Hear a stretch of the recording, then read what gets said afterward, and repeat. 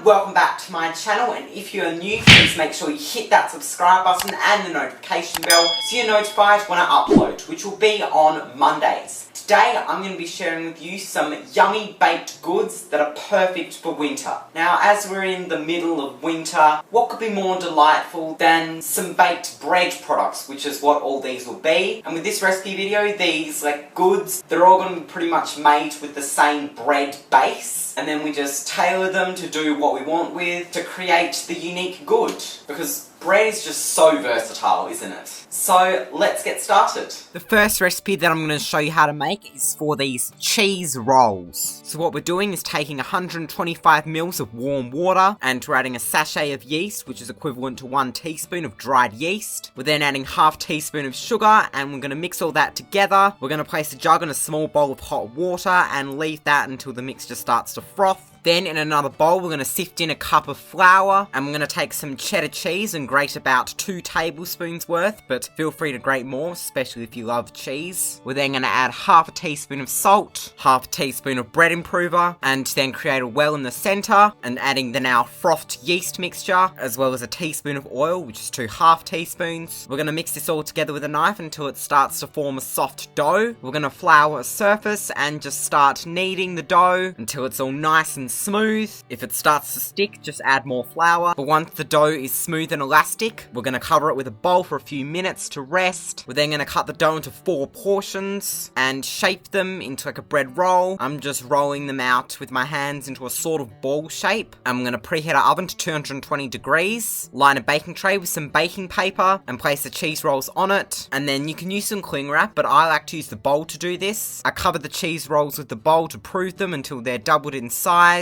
And then right before they're about to go in the oven, just brush a little oil onto the cheese rolls, as well as a sprinkling of nigella seeds. And then we'll place these in the oven for about 10 minutes. And then once they're ready, serve them up, and there you have it, your cheese rolls. Just look at how golden and crispy they look, and you've got a nice cheesy flavour on the inside of these beautiful soft rolls. What's not to love?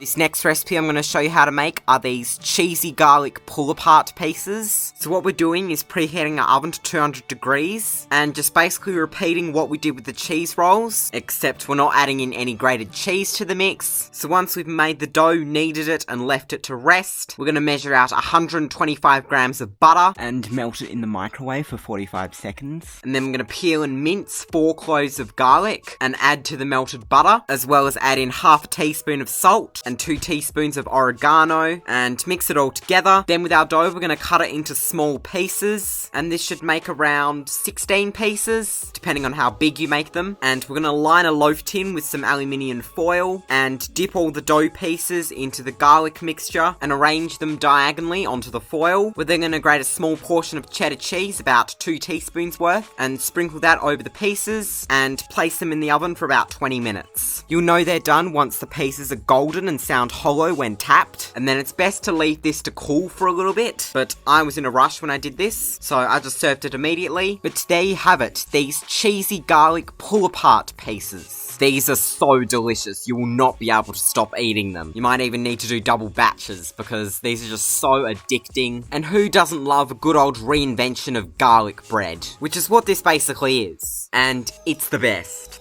This next recipe is for this spinach and feta twist kind of thing. You're basically repeating everything we did in the last 2 recipes with making the bread dough. So once it's been covered with the bowl and has rested for a little bit, we're going to flour it and we're going to roll out the dough to a sort of rectangle shape. We want it to be about 20% larger than an A4 piece of paper. I'm not great at this, but this will do for now. We're then going to take 2 tablespoons worth of pesto, and with a knife we're going to spread it across the dough. We're going to take about 50 grams of spinach, and it's probably better if you use frozen spinach because it won't dry out as much when you're cooking it in the oven, but fresh spinach was all I had. We're just sprinkling that all over the dough, and I'm just using what's left of this bag. Next, we're going to measure out 50 grams of feta, and again, I'm going to sprinkle it all over by just crumbling it, and then we're going to start rolling up the dough. So starting from the long side, we're going to roll the dough up like a Swiss roll, and then cut it into 8 slices. We're going to line a loaf tin with some baking paper and arrange the pieces in a sort of zigzag pattern, almost like what we did with the cheesy garlic pieces, which again, I'm also not great at, so just do your best. We're then going to leave this to brew for about 20 minutes, and I'm just putting a bowl over the loaf tin, or you can use plastic wrap, totally up to you. And then we're going to place in the oven for 15 to 20 minutes. Like with the other breads, you'll know it's done when it's golden and sounds hollow when tapped. And there you have it, this spinach and feta twist kind of thing. I don't know what shape this is. Spinach and feta bread, spinach and feta pieces, call it what you want, but who cares how it looks, because it is delicious. Like, your mouth will literally be salivating. That pesto and that delicious cheesy feta, and then to top it all off with the spinach, so good.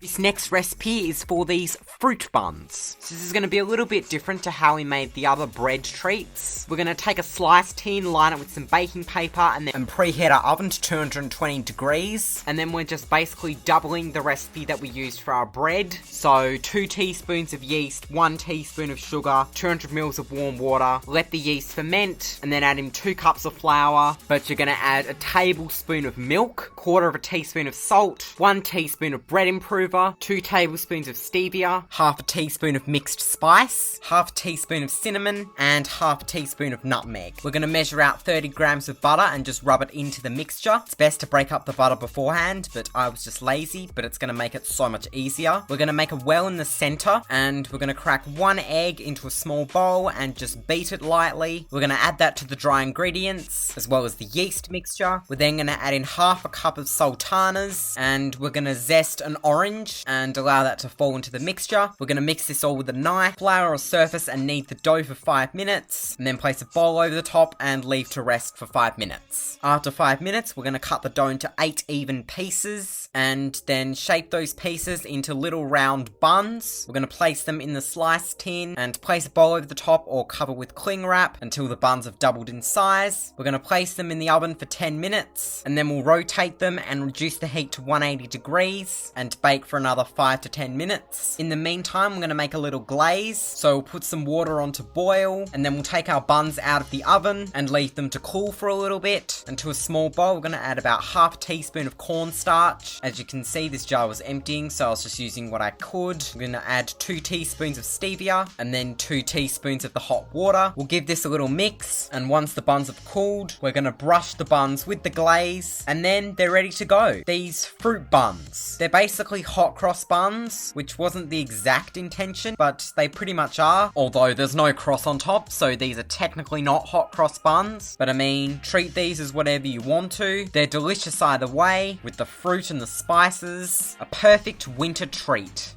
And now for this final recipe, I'm going to show you how to make these finger buns. And we're literally doing the exact same thing we did with the fruit buns, except we're not adding in any sultanas or orange zest. Instead, after we've done everything, minus all that, once the dough is rested under a bowl for 5 minutes and we've cut it into 8 even pieces, we're going to shape the buns into like little fingers. So just long shapes. And then we're going to do exactly the same thing. Prove it and bake it 220 degrees for 10 minutes. And then 180 degrees for 5 to 10 minutes. And to make our little icing sort of thing, I'm going to take a tablespoon of stevia and 2 tablespoons of Greek yogurt, and we're just going to give that a little mix. And next, add our food colouring, and you can add whatever food colouring you want. First up, I'm using this reddish pinkish food colouring and adding a drop or 2 of that. Give that a mix. Then once the finger buns are ready and have cooled for a little bit, we'll coat them with our makeshift icing. And I did some of the finger buns with the pink. Now I'm adding some blue food colouring,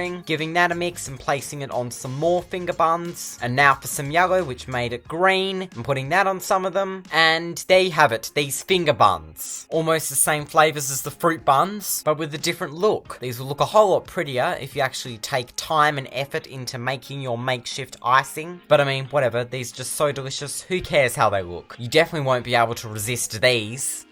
So that is it for these yummy baked goods that are perfect for winter. I hope that these goodies will bring you some warmth and comfort during this cold winter weather, and that you just have fun making these in general. I hope you enjoyed the video, and let me know what other types of recipes you want to see on this channel. I've been making a lot of these this year, so let me know if there are specific types of foods or creations you want me to focus on. Thank you all so much for watching. Be sure to give this video a like you enjoyed, and subscribe and hit the bell so you don't miss any new videos. So, till next time, in the next video, I shall see you then. Goodbye.